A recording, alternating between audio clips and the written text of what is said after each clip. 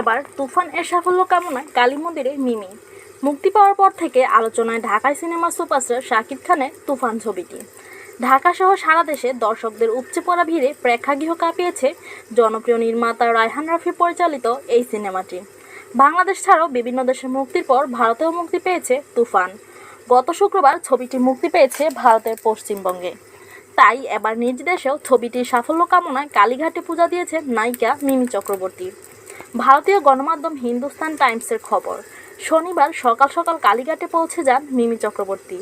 গোলাপি রঙের চুড়িদার পরে কালী মন্দিরে গিয়ে পূজা দেন।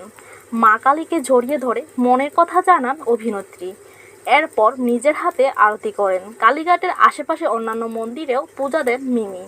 অঞ্জলি দেওয়ার পাশাপাশি আরতি করেন অভিনেত্রী। তুফান সিনেমায় শাকিব খান ও মিমি চক্রবর্তীর গান লাগে উড়াধুরা ও দুষ্ট কোকিল মুক্তির পর থেকেই ব্যাপকভাবে আলোচিত। বাংলাদেশের মতো কলকাতাতেও তুমুল জনপ্রিয়তা পেয়েছে গান দুটি। ভারতের আগে বাংলাদেশ ছাড়াও কানাডা, যুক্তরাষ্ট্র, Belgium, Oman, Qatar, Portugal, Spain, Netherlands, France, England, Sweden সহ বিভিন্ন দেশে মুক্তি পেয়েছে সিনেমাটি।